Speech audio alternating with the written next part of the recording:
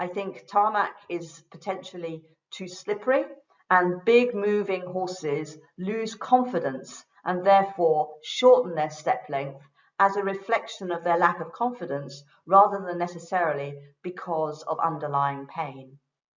I think it's also useful to incorporate an incline on this firm surface, because often with forelimb lameness will be accentuated as the horse goes down the incline.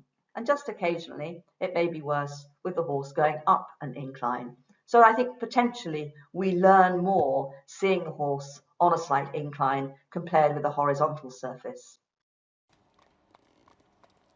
It is important to be aware that although the majority of forelimb lamenesses are apparent either in hand or on the lunge, in a minority of horses, forelimb lameness may only be apparent ridden.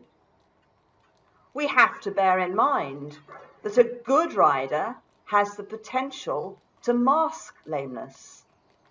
However, a bad rider, by movement of their hands in synchrony with the trot, may influence head and neck position and mimic a forelimb lameness. It can be useful to evaluate the horse ridden both to a contact and on a long rein. The lameness may change. Going to the left, I cannot see any forelimb lameness. I did not observe any forelimb lameness either in hand or on the lunge, although this horse does have a bilateral, visible and audible hind limb toe drag. There is some tail swishing and some inconsistency in the position of the head and neck.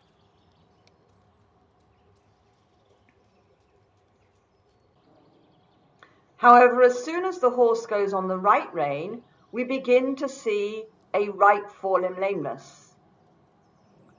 The head goes down as the left forelimb hits the ground. There's also a head tilt with the nose to the right. And circle. The horse becomes less willing, and the rider has to apply firmer cues in order to maintain the horse going forwards as it was previously. On the right circle, the right forelimb lameness becomes consistently worse, and I would grade it as grade 4 out of 8. This lameness showed these characteristics on each occasion on which the horse was examined. The right forelimb lameness was substantially improved by palmar-digital nerve blocks, reducing to grade 1 out of 8. The residual pain was associated with the fetlock. So my take-home messages are: know what normal looks like. Take your time. Don't commit yourself too quickly. Owners are very quick to ask, which is the lame limb? Why is it lame? What's the source of pain? You have to tell them, I need to have time to observe the horse, and in many instances I cannot determine the source of pain by observing the horse move. All I can do is describe the gait characteristics.